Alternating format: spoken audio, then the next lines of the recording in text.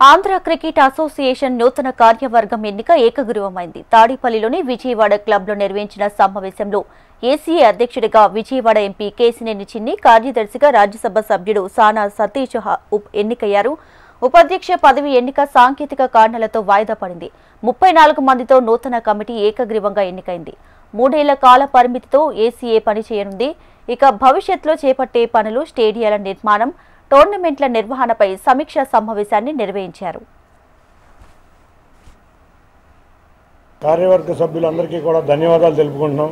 వారు మా మీద ఉంచిన నమ్మకాన్ని తప్పకుండా రాబోయే 3 సంవత్సరాల కాలంలో ఆంధ్ర క్రికెట్ అసోసియేషన్ క్రికెట్ అభివృద్ధిలో, క్రికెట్ క్రీడాకారులకి మెరుగైన సౌకర్యాలు కల్పించడంలో, అంతేకాకుండా క్రికెట్కి సంబంధించిన ఇన్ఫ్రాస్ట్రక్చర్ డెవలప్మెంట్లో, అన్నిటికన్నా ముఖ్యంగా ఎక్కువ మంది ఇంటర్నేషనల్ ప్లేయర్లుగా ఐపీఎల్లో ఆడే విధంగా కావాల్సిన సపోర్ట్ స్టాఫ్, కోచ్లకి ఇవన్నీ కూడా మేము దగ్గరుండి వాటికి అన్నికి మెరుగైన సౌకర్యాలు కల్పిస్తామని తెలియజేసుకుంటున్నాం.